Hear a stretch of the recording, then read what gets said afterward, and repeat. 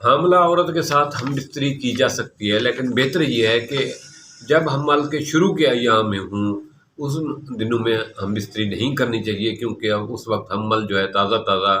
جرنیٹ ہو رہا ہوتا ہے، وہ اپنی جگہ بنا رہا ہوتا ہے۔ اس وقت عورت کو زیادہ ڈسٹرب نہیں کرنا چاہیے، اور بہتر ہے کہ کچھ دن صبر کر لیا جائے۔ اسی طرح حمل کے آخری ایام میں بھی عورت کو کچھ نہیں کہنا چاہیے۔ اس وقت عورت کو اپنا آپ نہیں سنبھالا جاتا، تو وہ آپ کو جو ہے نا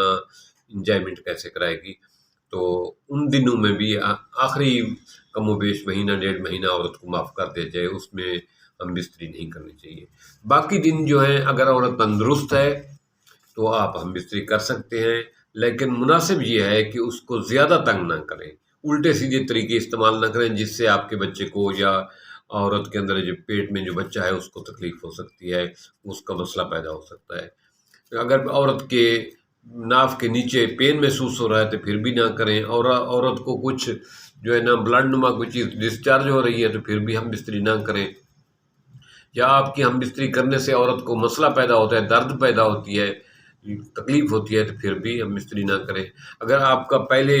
ایک دو بچے ضائع ہو گئے ہیں تو پھر بھی آپ حمل کے دوران ہم بستری نہ کریں۔ اگر دونوں تندرست ہیں، کوئی بھی پرابلم نہیں، تو حمل کے پہلا مہینہ ڈیڑھ چھوڑ کے 2 مہینے ڈیڑھ مہینہ، تو آخری ڈیڑھ مہینہ سے پہلے پہلے اس دوران آپ کر سکتے ہیں۔ لیکن مناسب یہ ہے کہ آپ جو ہے نا پرسکون طریقہ اپنائیں ہم بستری کا، اور عورت کو الٹا سیدھا زیادہ نہ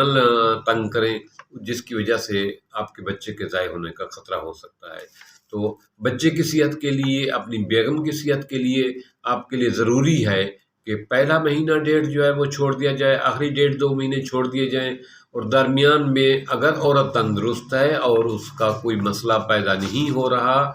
تو پھر آپ ہم بستری کریں، لیکن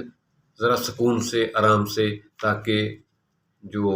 بیبی پیٹ میں بن رہا ہے اس کو تکلیف نہیں پہنچنی چاہیے۔ تھینکس۔